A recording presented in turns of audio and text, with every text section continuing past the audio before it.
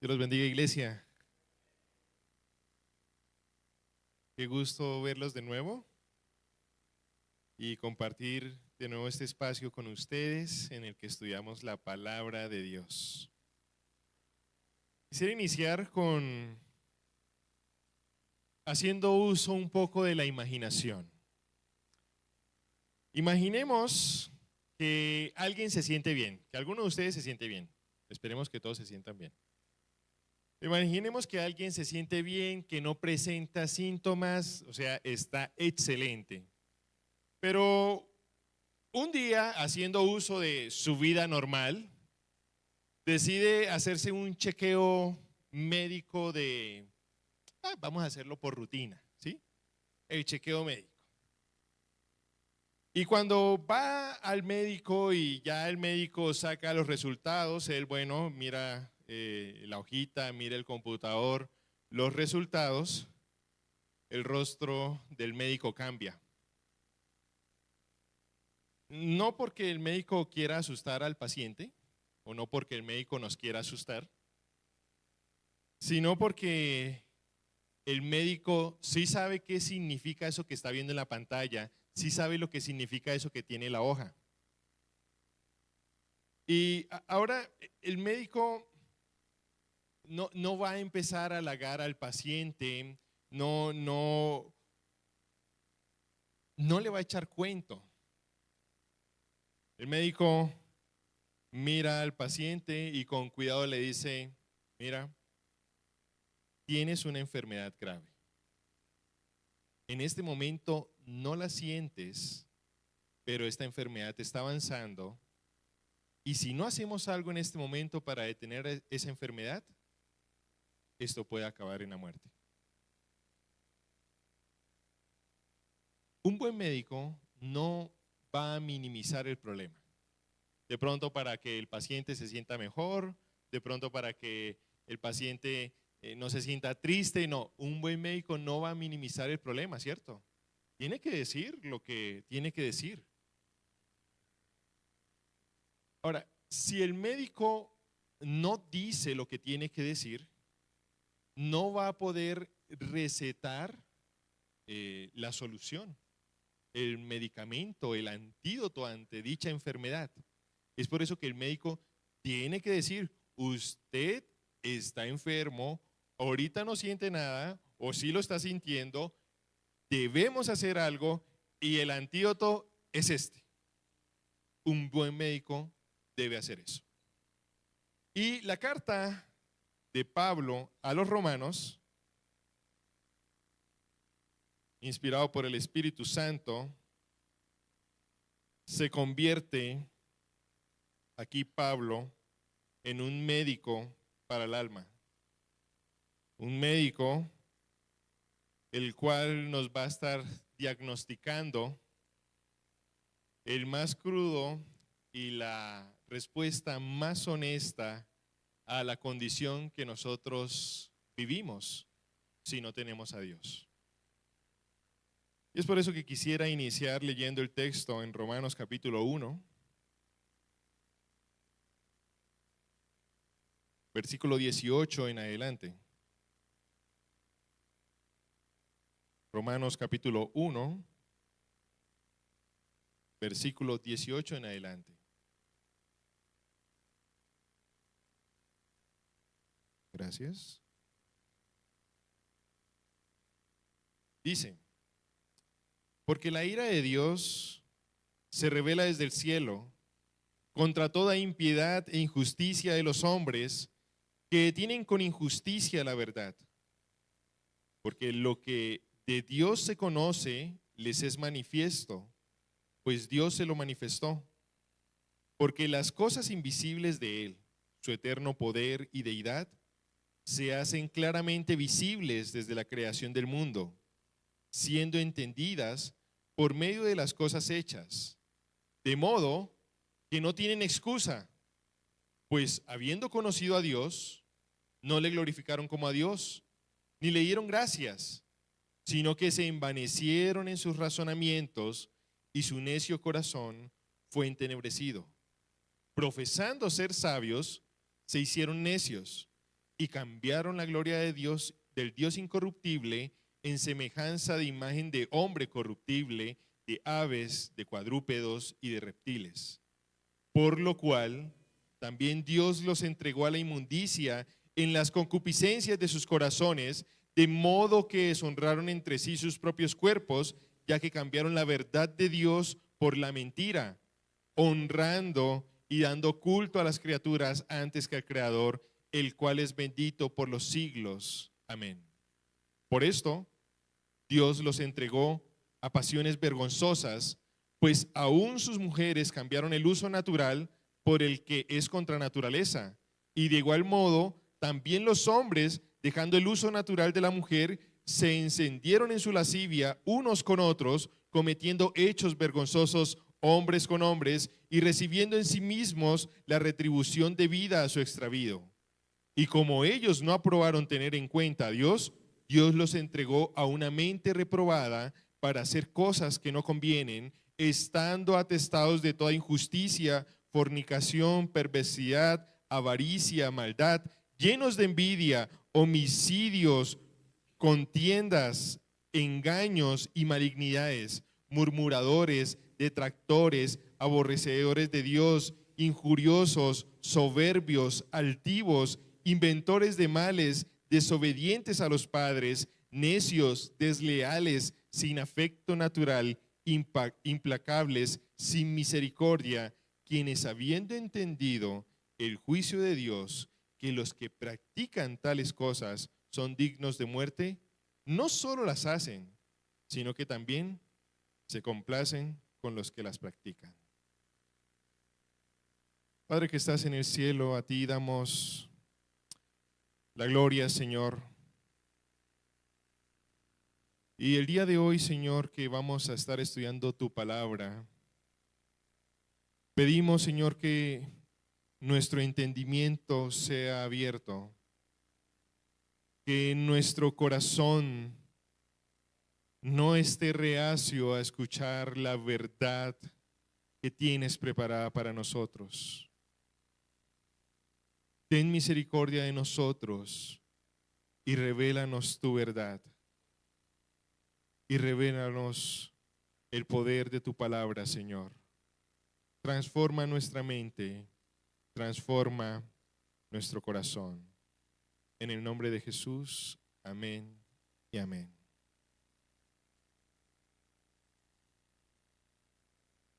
El apóstol Pablo nos muestra un texto bastante crudo, bastante fuerte. Y Pablo inicia este mensaje con una frase que muchos preferiríamos borrar de la Biblia. ¿Cuál frase? La ira de Dios se revela desde el cielo contra toda impiedad e injusticia de los hombres que detienen con injusticia la verdad. Quisiéramos que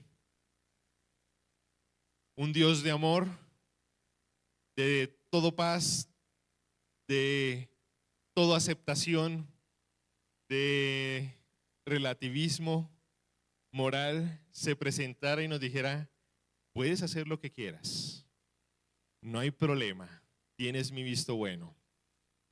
Pero el texto inicia diciendo: la ira de Dios se revela desde el cielo contra toda impiedad e injusticia de los hombres que detienen con injusticia la verdad. Aquí el texto del apóstol Pablo no está hablando de un mal carácter divino. Es que Dios amaneció con mal carácter. No, el apóstol Pablo no está hablando de eso. El apóstol Pablo no está hablando de un arranque emocional divino. No, señores. El apóstol Pablo está hablando aquí de la reacción santa, justa y necesaria de Dios frente al pecado. Si Dios mirar a la maldad del mundo con indiferencia no sería bueno, no sería justo. Es aquí donde nosotros tenemos que empezar a entender que la ira de Dios hace parte de la misma santidad de Dios. Podríamos decir que es la otra cara de la misma moneda. La ira de Dios hace parte de la santidad y del amor de Dios. En este texto se nos revela enormes verdades. Pablo dice que lo que de Dios se conoce es manifiesto, porque Dios mismo lo ha manifestado desde la creación del mundo. ¿Qué es lo que Él ha manifestado desde la creación del mundo, según el texto que acabamos de leer? Sus atributos invisibles, su eterno poder y deidad. Y que esto se hace tan claramente visible por medio de lo creado que no tenemos excusa para negar la existencia de Dios. O sea, hay uno de los argumentos que se utiliza en la apologética para demostrar la existencia de Dios. Y uno de esos argumentos es el argumento del ajuste fino. Ese argumento del ajuste fino es que todo en el universo está tan finamente ajustado que si se llegase a desfasar, así sea milimétricamente o muy poquito algo, ya todo el universo colapsaría. Y los que conocen y dominan más este tema, que son ya personas científicas, dicen, bueno, la ley de la gravedad consiste en yo no sé qué cosa, y dicen, la gravedad es este número y de tal forma que si solamente un numerito lejísimos se llegase a desfasar un poquito, todo el universo colapsaría. Y luego empiezan a decir, no, es que la rotación, si se desfasara un poquito la rotación, ya todo colapsaría, todo acabaría. Y este argumento del ajuste fino, pues lleva a la gente a pensar, oiga, todo está creado tan magníficamente perfecto que no podemos creer que fue creado al azar. Y es claro, nosotros, o sea, si ustedes un día vinieran a la iglesia, así como lo acaban de hacer, y encuentran las sillas ordenadas así como están ahora, y encuentran la pantalla ahí con un mensaje que dice, bienvenidos a la iglesia interamericana. Usted no entra a la iglesia y dice, ¡oh! ¿Qué fuerza impersonal, sobrenatural y desconocida ha organizado todo esto? No, usted no pregunta eso. Usted dice, ¿quién habrá sido el que organizó esto? Usted supone que una persona con algún nivel de inteligencia organizó esto, porque usted dice, esto no pudo haber sido creado por un viento súper raro, sobrenatural, que haya puesto todas las sillas así y que haya prendido la pantalla y que haya puesto las letras en el orden exacto para que diga bienvenidos a la iglesia interamericana. No, usted pregunta es ¿quién fue? Y lo que aquí el apóstol Pablo está diciendo es, Dios se hace visible a través de la creación, de tal forma que todo aquel que ve lo creado dice, esto no pudo haber sido creado al azar. Esto lo debió crear alguien. Y es que, pongamos otro ejemplo, supongamos que el día de hoy ya hay viajes para Marte. Y el pastor dice, bueno, mis hermanos, vamos a celebrar esto yéndonos para Marte. Y vamos a hacer la primera tripulación que va a llegar a ese planeta desconocido. Y llegamos a Marte.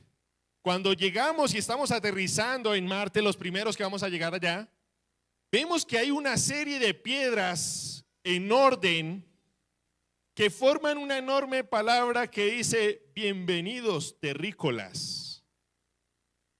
Usted no dice, ¿qué clase de fuerza impersonal rara?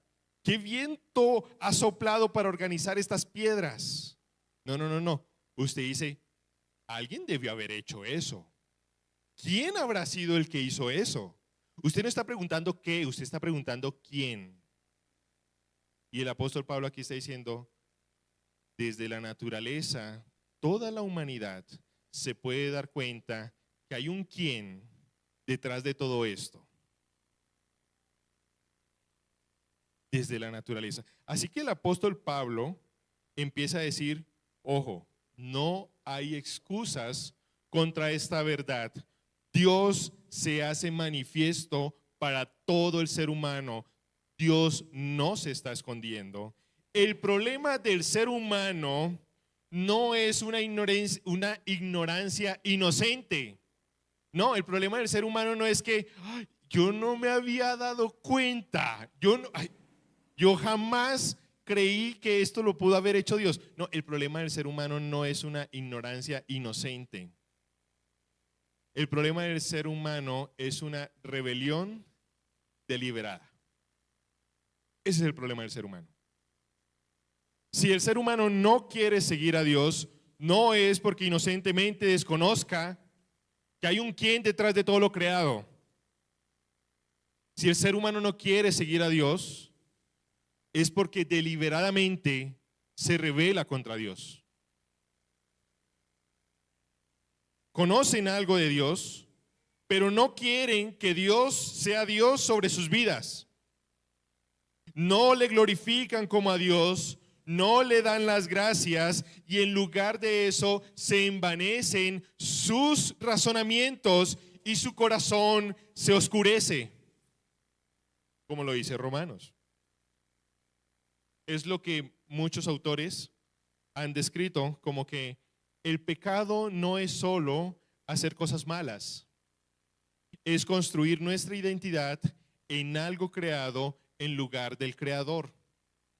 Es vivir diciendo, no se hará tu voluntad, sino que se hará lo que yo digo. En Romanos, el apóstol Pablo nos va a mostrar lo que es un intercambio, que podríamos decir un intercambio idolátrico, que se presenta 3 veces. ¿Cuál es este intercambio idolátrico? Pablo dice que cambiaron la gloria de Dios por imágenes. Cambiaron la gloria del Dios incorruptible por imágenes. Primer intercambio. Segundo intercambio. Cambiaron la verdad de Dios por la mentira. Tercer intercambio. Sirvieron a las criaturas antes que al Creador. Adoraron y sirvieron a las criaturas antes que al Creador.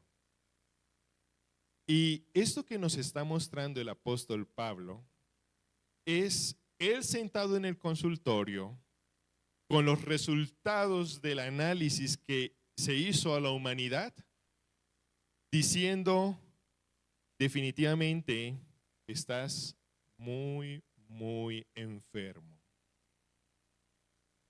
Y esto que tienes es lo siguiente: estás teniendo la costumbre de tomar algo bueno y idolatrizarlo. Tomas una relación, el trabajo, el dinero, tomas el placer, a la familia o a la religión y la colocas en el lugar de Dios. Eso, mis hermanos, es idolatría. Colocar a la creación antes que al creador, eso es idolatría.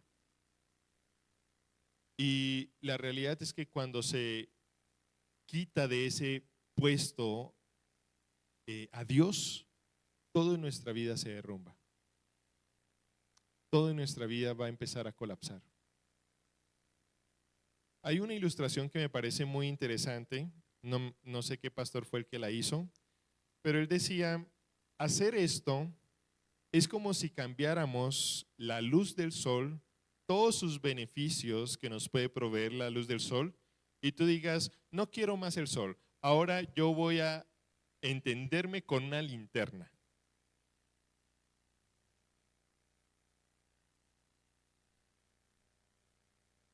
Si hacemos eso, nuestra vida espiritual, sucede lo que pasa con lo que nos describe el apóstol Pablo en Romanos. Nuestra moral se tuerce, nuestras pasiones se descontrolan, nuestra mente se entenebrece.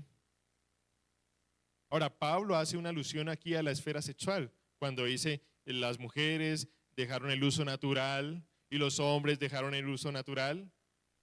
Pero no solamente eso, también nos muestra, si nosotros nos acordamos del texto que acabamos de leer, nos muestra una larga lista de pecados relacionales y sociales. ¿Qué lista? Dice injusticia, fornicación, avaricia, maldad, envidia, homicidios, contiendas, engaños, murmuraciones, soberbia, desobediencia a los padres, falta de misericordia, entre otros. Ahora, aquí no solamente vamos a ver lo que son estos tres intercambios, sino que también vamos a ver tres menciones de la manifestación de la ira de Dios en este mismo pasaje. Para no volverlo a leer, debemos recordar, cada vez que Pablo está haciendo alusión a esto, Pablo repite después de esto, y Dios los entregó. Y Dios los entregó a pasiones desvergonzadas. Y Dios los entregó 3 veces. Podríamos decirlo de la siguiente forma. El ser humano entiende y se da cuenta por medio de la creación que Dios es real. Y a través de la palabra entiende cuál es ese Dios. Aún así, el ser humano insiste en no obedecer, en no dar las gracias a Dios, en no darle la gloria a Dios. Y la respuesta de Dios, el castigo de Dios, fíjense, el castigo de Dios para la desobediencia del ser humano es decirle, listo, entonces haga lo que usted quiera. Haga lo que se le dé la gana. Los entrega a sus propios pensamientos corruptos, a su propio corazón entenebrecido, a su propio razonamiento distorsionado. Los entrega y dice, listo, ¿eso es lo que tú quieres seguir? Dale. Vamos. Yo creo que en esta época nosotros estamos evidenciando con más fuerza las consecuencias de que Dios entregue a la humanidad a que haga lo que la humanidad quiera hacer. ¿Y cómo? Hoy lo podemos ver más que nunca. ¿No nos parece acaso que es una mente que no funciona muy bien el pensar que alguien puede creerse un perro, un gato, un caballo y disfrazarse de eso y salir a la calle y decir, yo ahora soy un caballo, ahora soy una serpiente? ¿No nos parece eso que es la consecuencia de entregar Dios a nuestros propios pensamientos retorcidos? Hoy más que nunca estamos viendo con tanta fuerza las consecuencias de nuestro pecado en nosotros mismos. Una humanidad que no quiere reconocer a Dios, no porque es inocente y no logra verlo, sino porque es rebelde y lo desecha. Está siendo entregada a una mente reprobada, una mente que no sirve, una mente que no razona bien. Que muchos podrían decir, le falta un tornillo a esa persona. Sí, mis hermanos, le falta más, le falta Cristo. Le falta Cristo. Ahora, al final de este capítulo, nosotros vamos a leer algo aún peor. Recuerden, estamos ahí en Romanos, capítulo 1. Si me pueden proyectar el último versículo, 32. quienes habiendo entendido el juicio de Dios, ¿cuál?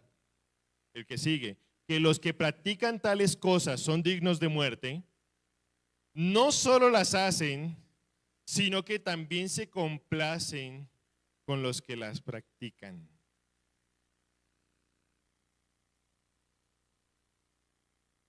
Ante este diagnóstico que nos hace el apóstol Pablo, yo creo que absolutamente nadie puede decir, esto no aplica para mí. Ahora, supongamos, espero que no, pero supongamos que aquí hay alguien tan cabeza dura que dice, pastor, pero yo todavía no me siento identificado con nada de esto. Quisiera que me acompañara a 1 Samuel capítulo 15, versículo 23. Dice de la siguiente forma, porque la rebelión es como pecado de adivinación y la desobediencia como iniquidad e idolatría. Por cuanto has desechado la palabra del Señor, Él también te ha desechado para que no seas rey. Ahora, este pasaje está hablando en el contexto del rey Saúl, que nos acordamos que Saúl estaba esperando a Samuel para ir a la batalla, ofrece el sacrificio,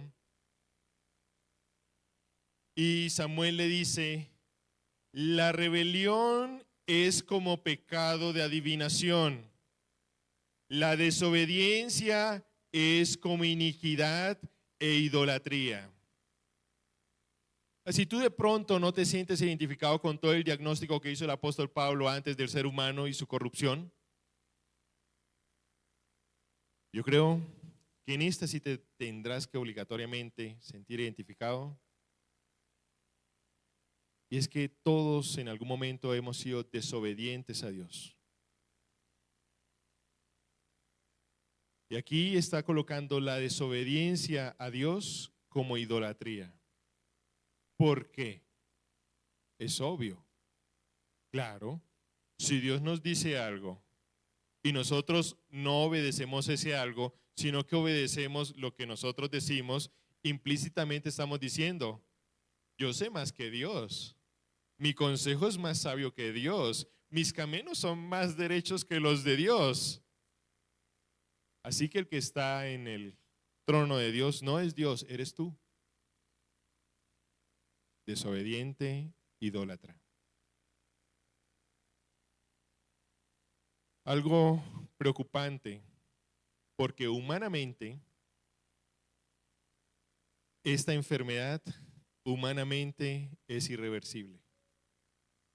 No existe ninguna moral externa, no existe ninguna reforma religiosa, no existe ningún esfuerzo humano que nosotros podamos hacer para salir de esta enfermedad. Estamos perdidos,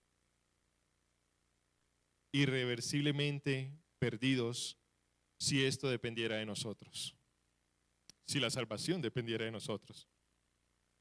Ahora, el apóstol Pablo también nos presenta el antídoto, y para esto vamos a ir a Romanos capítulo 4, versículo 23 en adelante. Mientras lo busca,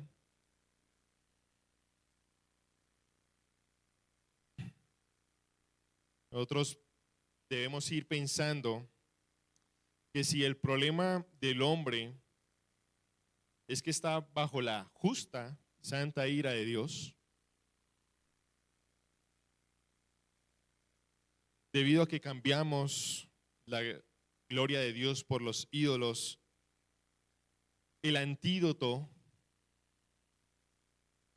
debe tratar con esta culpa, una culpa real, con la ira real de Dios, con el corazón idólatra. Y es esto lo que nos presenta Romanos capítulo 4. Lo perdí. Romanos capítulo 4. Listo. Dice de la siguiente forma, les leo desde el 23. Y no solamente con respecto a él se escribió que le fue contada, sino también con respecto a nosotros, a quienes ha de ser contada. Esto es, a los que creemos en el que levantó de los muertos a Jesús, Señor nuestro, el cual fue entregado por nuestras transgresiones y resucitado por nuestra justificación. Para nuestra justificación. Gracias. Nosotros vamos a ver en el Evangelio lo que es el origen del Evangelio. Tiene su origen es divino. O sea, ¿a qué me refiero con esto? El mensaje del Evangelio no es un mensaje que se inventó el apóstol Pablo. No es un mensaje que se inventaron los apóstoles. El mensaje del Evangelio no es una filosofía humana. El mensaje del Evangelio es el mensaje oficial del Dios que ha sido ofendido por nuestras transgresiones. Y este mensaje que viene de parte de Dios es un mensaje que tampoco fue improvisado. O sea, no es el plan B improvisado de Dios. Si nosotros vemos la palabra de Dios desde el Génesis, pasamos por los salmos, por los profetas, Dios venía prometiendo un Salvador, un rey, un siervo, un nuevo pacto. Dios venía hablando de esto desde antes. Esto no fue improvisado. La salvación del corazón del hombre es un plan que Dios ya venía trabajando desde hace rato. Ahora, con respecto al texto que acabamos de leer, nosotros vamos a identificar en este pasaje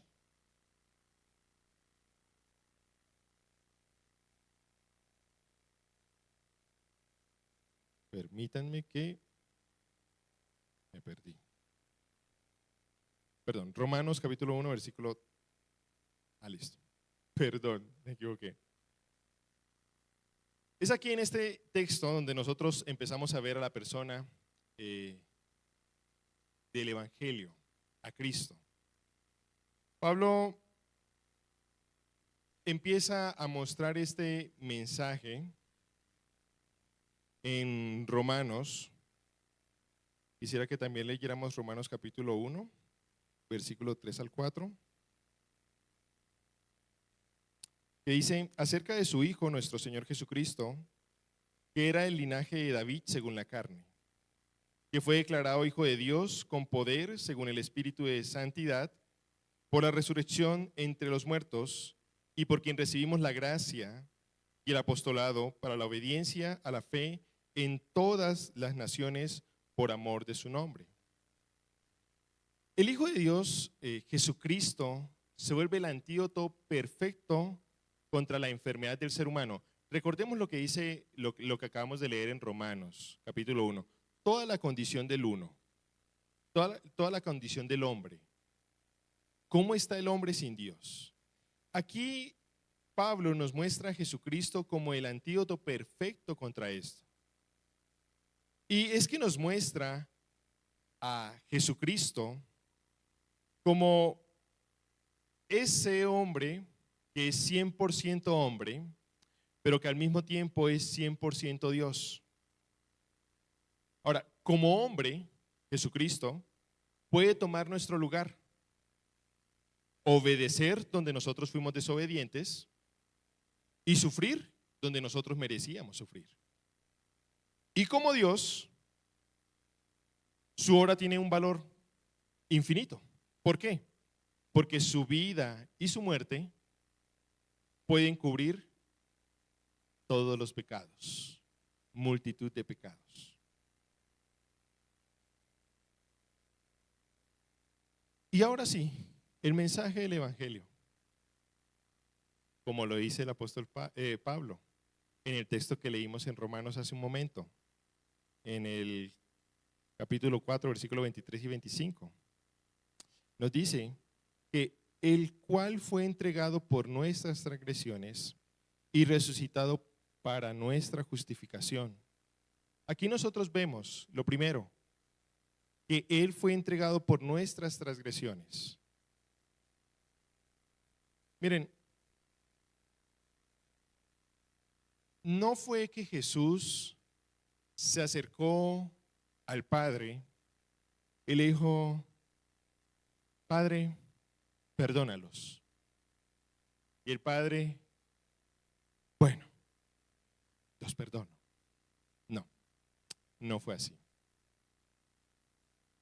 El hecho de que haya sido entregado por nuestras transgresiones es que la ira de Dios, esa ira que se iba a descargar en cada uno de nosotros, se descargó sobre Jesucristo.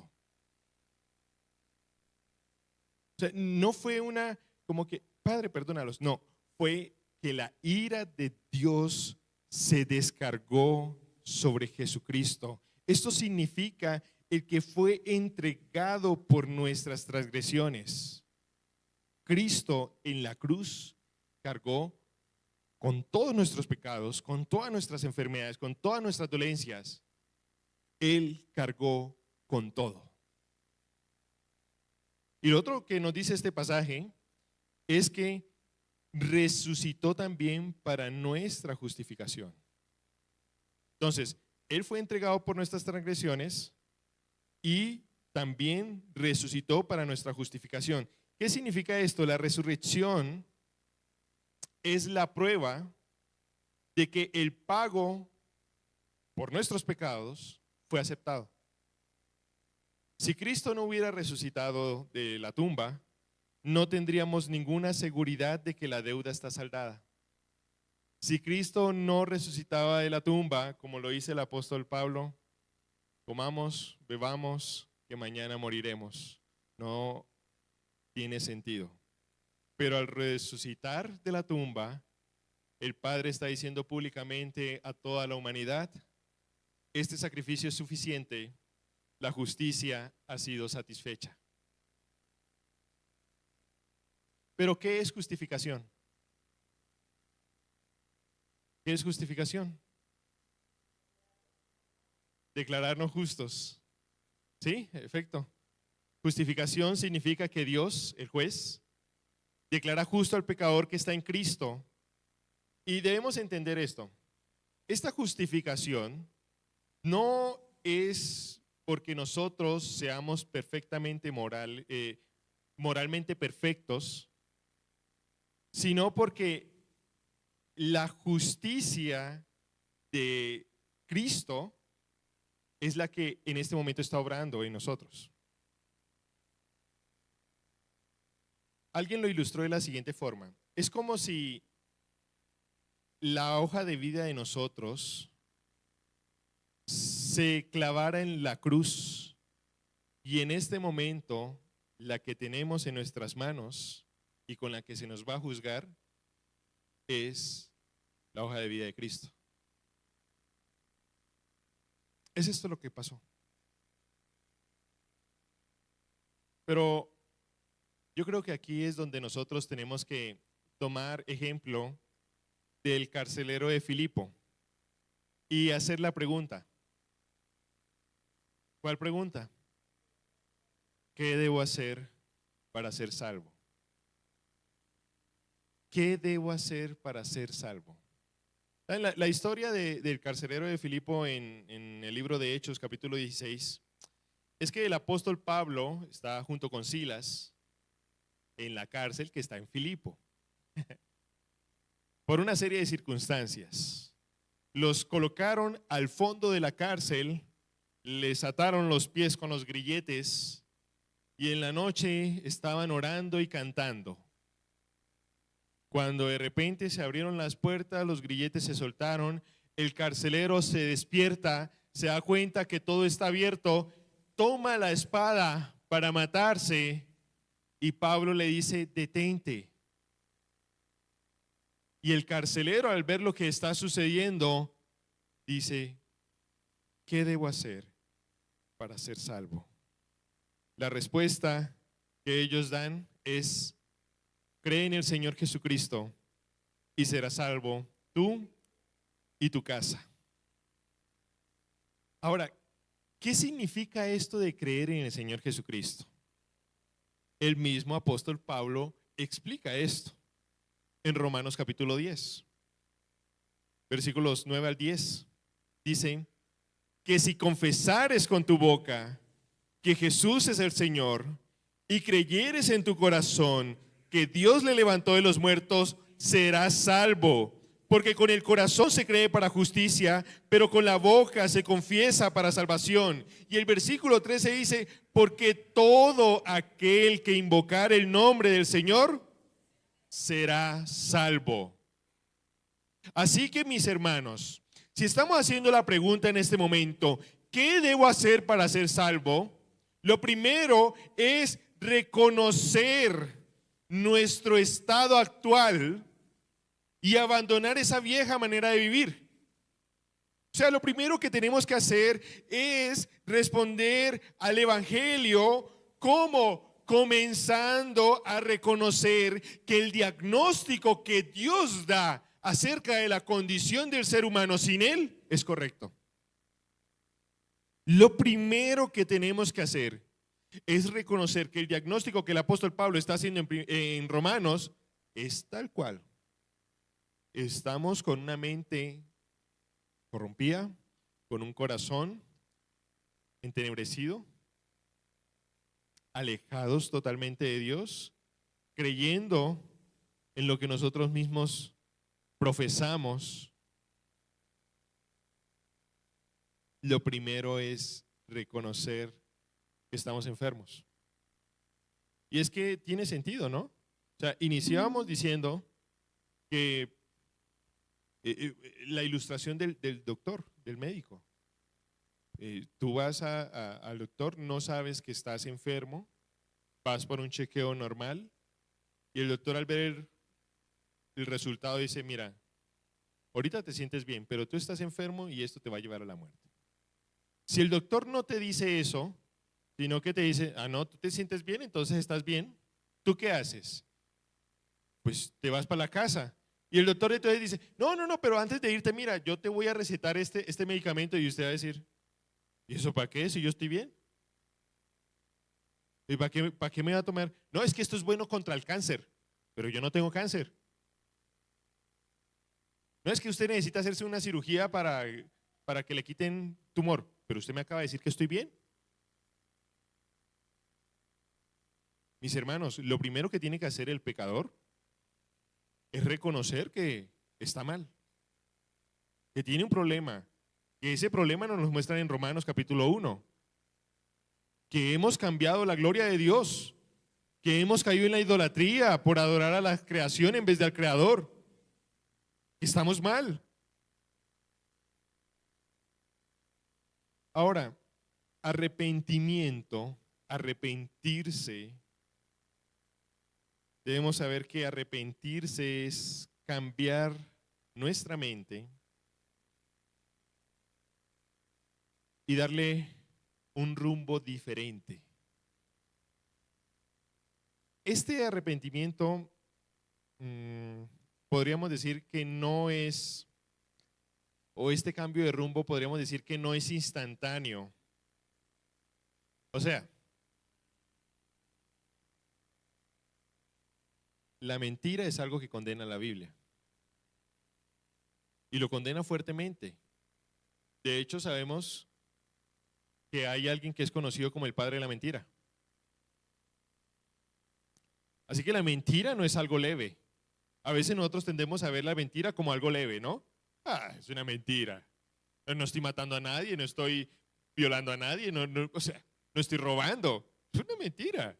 Ojo, el padre de la mentira es Satanás. Y los que mienten son hijos de ese padre.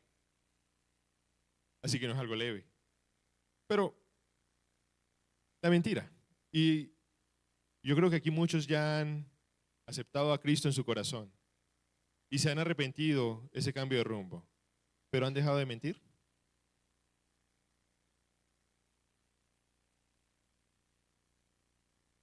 O sea, en el año 2026, ¿no mentiste ni una vez? ¿Ni una vez? lo que llevas del 2026, en el 2025. No mentiste ni una vez y lo que llevas en el 2026.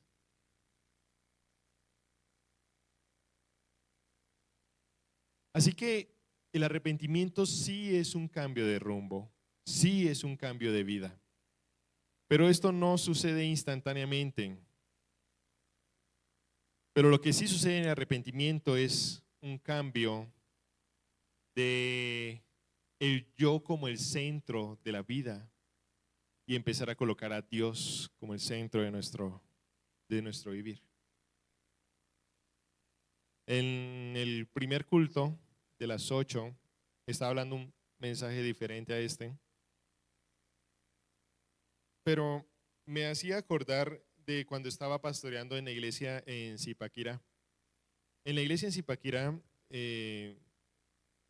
pues había muchas familias de las cuales me hice muy cercano, muy amigo, y esta familia en particular todavía se congrega en la iglesia en Zipaquirá, en Barandillas.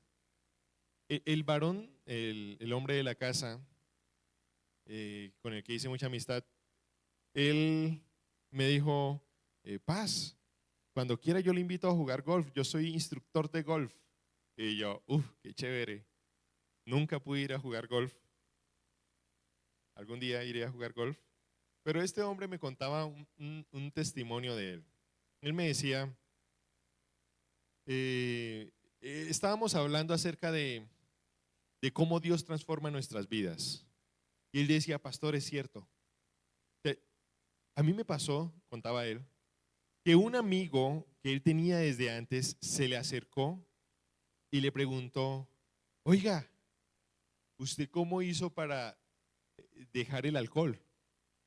Me contaba él que él antes era muy, muy borracho, que tomaba muchísimo y que él le respondió a este amigo, no sé, yo no tengo idea. O sea, y yo no hice un plan estratégico como voy a dejarlo por una semana, luego lo voy a dejar por 15 días. No, él dice, yo no sé, yo no sé. Yo solo sé que cuando me di cuenta, ya no era alcohólico. Pero yo no sé. O sea, él dice, si me preguntan a mí, ¿cuál fue la fecha en la que usted decidió de renunciar al alcohol? Él dice, yo no tengo idea. Yo no tengo idea. Yo sé la fecha en la que yo recibí a Cristo en mi corazón. Pero yo no tengo idea de cómo Él hizo y transformó mi vida. Yo solo sé que ahora no lo soy.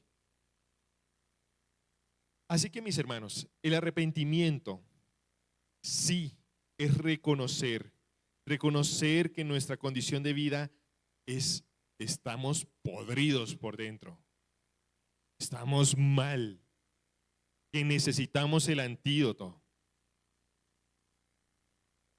Y que ese proceso, ese cambio va a ser gradual según Dios lo disponga. Hay algunos que es instantáneo en el caso de los vicios, pero ya es algo que Dios hace.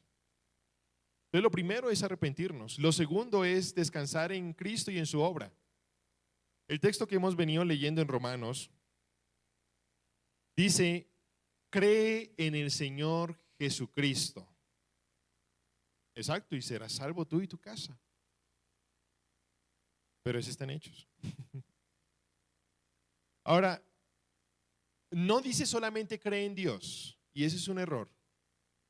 Justo después de la primera reunión que tuvimos a las 8 de la mañana, se me acercó un hermano de la iglesia y me dijo, pastor, lo que usted ha predicado el día de hoy me ha exhortado muchísimo. Voy a salir a evangelizar. Pero, pastor, cuando yo salgo a evangelizar, yo tengo 2 amigos y uno de ellos me dice que todas las religiones llevan a Dios. Pastor, ¿qué hago? Es interesante, el tema que estábamos predicando en la mañana no era este mismo tema, era acerca del don de evangelismo, de evangelista, del ministerio de evangelista, y los estaba exhortando a evangelizar. Y esta persona salió entusiasmada, quiero evangelizar. Pero me están diciendo afuera, cuando yo predico, cuando yo salgo a evangelizar, que todos podemos llegar a Dios, que todos somos hijos de Dios, que todos al solamente creer en Dios ya creemos que todo está bien. El apóstol Pablo no está diciendo solamente cree en Dios. De hecho, es Santiago el que dice, ¿no? Los demonios también creen y tiemblan. Así que creer en Dios no es suficiente. Hay muchas personas que al inicio, cuando yo les decía, ven la creación, pueden ver a Dios, hay muchas personas que pueden llegar a la conclusión de Dios viendo la creación. Pero eso no es suficiente. No es suficiente solamente creer en Dios, no es suficiente solamente creer en algo. Es creer en una persona, en una obra específica, y es que Jesús, el Hijo de Dios, fue entregado por nuestras transgresiones y resucitado para nuestra justificación. No es suficiente creer en Dios. Es necesario creer que Jesús, el Hijo de Dios, fue entregado por tus transgresiones, resucitado para tu justificación.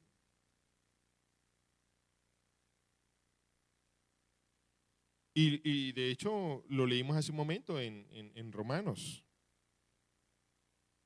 Si confesares con tu boca que Jesús es el Señor y creyeres en tu corazón que Dios le levantó de los muertos, serás salvo.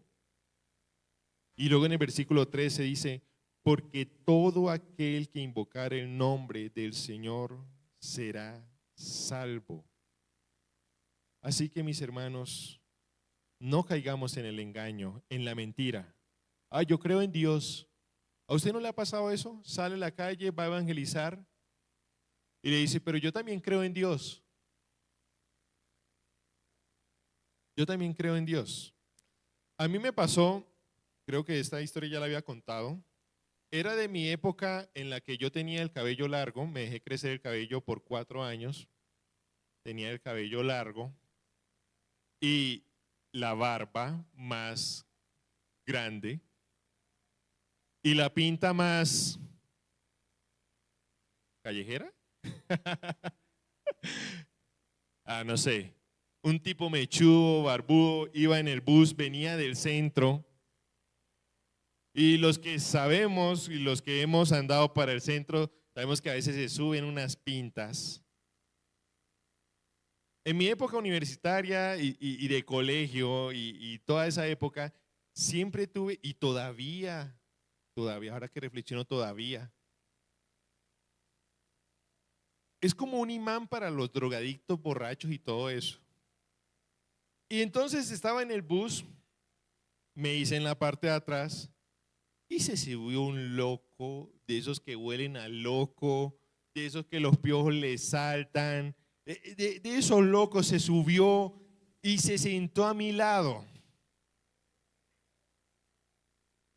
Y me empezó a hablar. ¿Adivinen de qué? De Dios. Me empezó a hablar de Dios. Y me decía, es que Dios, pero yo creo en Dios, pero no en Dios así como los demás creen en Dios. Yo creo en Dios como mi forma de creer en Dios. Yo creo, y me empezó a hablar, a contar de un Dios que él creía que era re loco ese Dios así como él. ¿Sabías que dar es un principio bíblico? Y yo le dije, loco, no mentiras. ¿Está usted loco? No, yo le dije, pero eso se llama idolatría. Y me miró así con su mirada toda loca. Y yo le dije, sí, eso se llama idolatría porque lo que tú estás haciendo es que te creaste a un Dios a tu imagen y semejanza. O sea, te creaste un Dios que cumple con todos tus deseos y caprichos. Pero el Dios que nos dice la palabra no es un Dios que fue creado a mi imagen y semejanza. Y yo empecé a hablarle de Dios a ese loco. Desafortunadamente, el tiempo no fue tanto porque ya cuando el loco dejó de hablar y que me dejó el tiempo para mí hablar, ya venía por la tercera con 30. Entonces, ya estaba cerquita de acá. Y tampoco era muy agradable estar cerca del loco.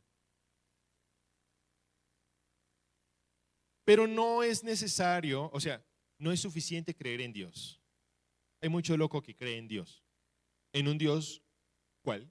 El que ellos se imaginaron, el que ellos moldearon a su imagen y semejanza, pero no es el Dios de la Biblia.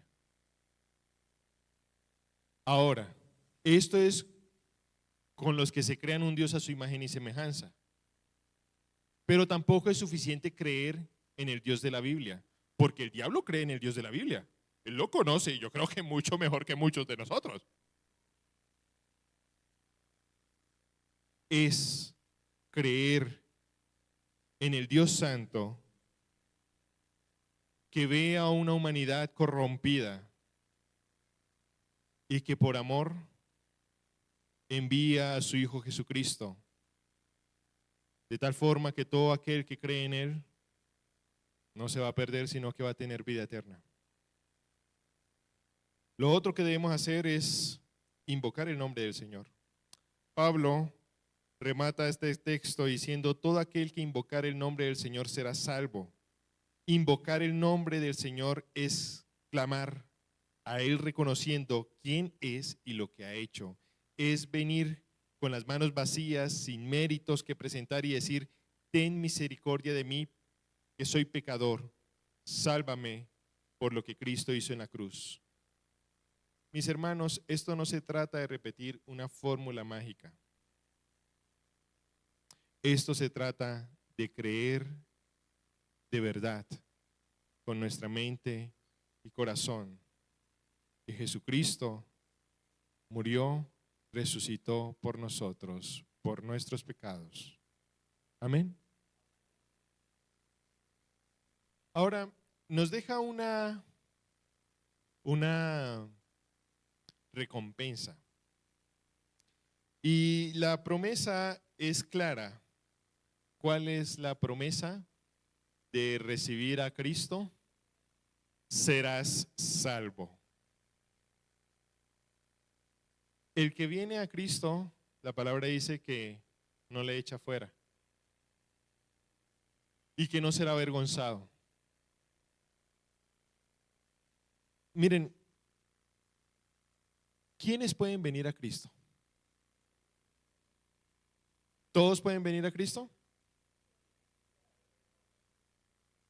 Los que le reconocen.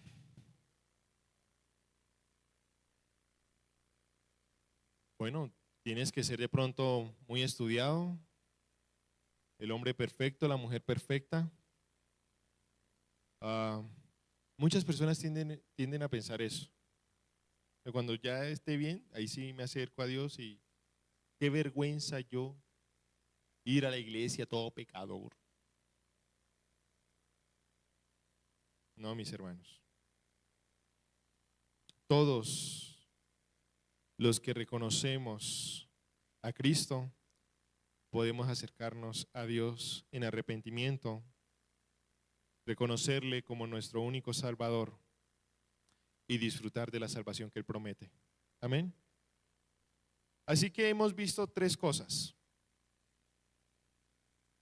grandes, ¿no? Porque hemos visto muchas cosas.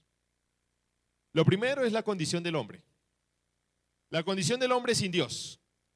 ¿Cómo es la condición del hombre sin Dios? Estamos bajo la ira de Dios.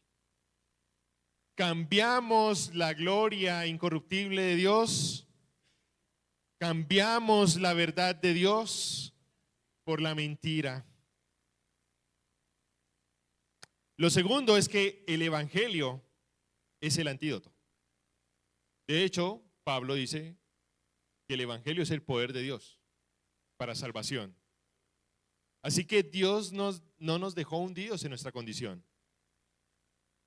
En su amor y justicia envió a su Hijo, quien es verdadero Dios y verdadero hombre, que fue entregado por nuestras transgresiones y resucitado para nuestra justificación.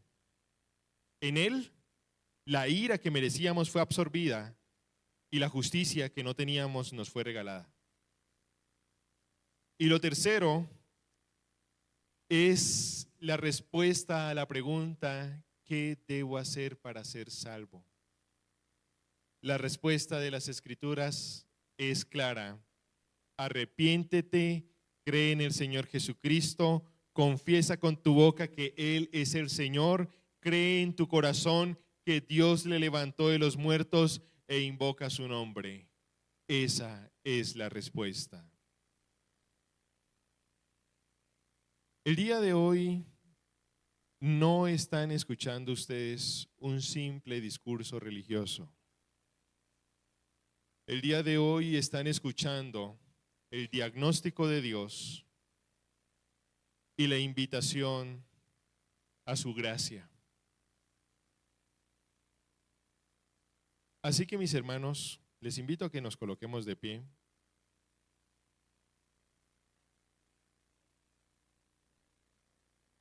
Hace un momento yo les decía que no hay una fórmula mágica. Hace tiempo yo estaba estudiando acerca de lo que conocemos como la oración de fe. Y yo crecí en una iglesia interamericana como esta. Y yo me acuerdo haber escuchado de la oración de fe. Yo crecí pensando que lo único que tenía que hacer para ser salvo era repetir la oración de fe. Mis padres me fueron explicando más adelante, más a profundidad esto. Yo fui entendiéndolo mejor. Pero no puedo dejar de pensar que de pronto muchas personas tienen o tuvieron ese mismo pensamiento que yo. Lo único que tengo que hacer es repetir la oración de fe. Pero no es lo que nos dice la Biblia. Y de hecho, en el libro de los Hechos, no vemos a alguien orando la oración de fe. Ni en ninguna parte del Nuevo Testamento o Antiguo Testamento. Y según lo que yo estuve estudiando, en los primeros 1800 años, tampoco se estuvo haciendo esta oración de fe. Pero sí es algo que nosotros usamos para guiar a aquel que quiera acercarse a Dios. Así que en un momento vamos a estar orando.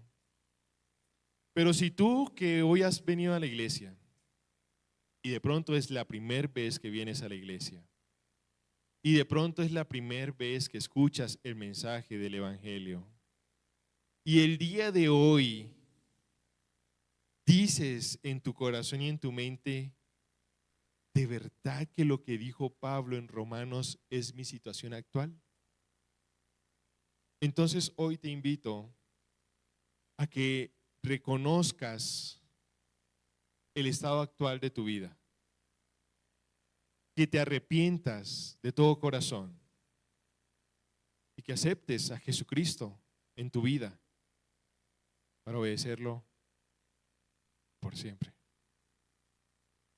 Padre que estás en el cielo, hoy nos acercamos delante de ti. Reconocemos, Señor Jesucristo, que estamos perdidos, totalmente perdidos y alejados de ti. Estamos, Señor, viviendo las consecuencias de nuestro pecado. Estamos viviendo hoy, Señor, las consecuencias de no darte la gloria a ti. Estamos viviendo las consecuencias de nuestra propia idolatría.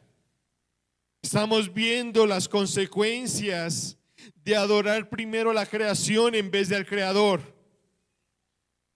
Hoy reconocemos que estamos viviendo las consecuencias del ser entregados a una mente, a un corazón entenebrecido, reprobado.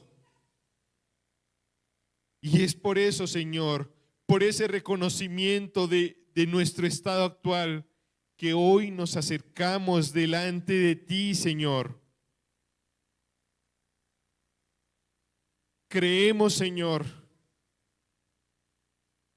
que fuiste entregado por nuestras transgresiones, por todos nuestros pecados.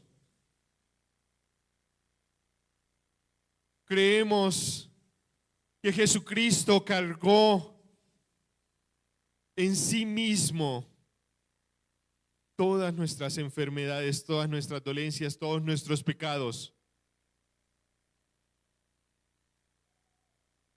Que Él fue crucificado debido a eso. Pero no solamente que fue crucificado y que murió, sino que también resucitó de entre los muertos. Es por eso, Señor, que hoy pedimos perdón. Hoy pedimos perdón y nos arrepentimos de todo el mal que hemos hecho. Nos arrepentimos, Señor, de todos nuestros crímenes y entregamos nuestra vida al único y verdadero Dios. Señor Jesucristo, entra a nuestras vidas, transforma nuestros corazones y nuestras mentes y perfecciónate cada día más y más en nosotros. Que el poder de la sangre de Cristo haga efecto en nuestra vida y que la vida que vivamos a partir de hoy sea una vida acepta ante los ojos de Dios. Amado Dios, hoy oramos por todos los que hoy están aquí, que vienen por primera vez. Hoy oramos por aquellos que van a venir detrás de ellos. Y hoy oramos, Señor, para que hagas de este lugar un lugar de salvación y de vida eterna, Señor. Confiamos en ti. En el nombre de Cristo Jesús, tu Hijo amado. Amén y amén.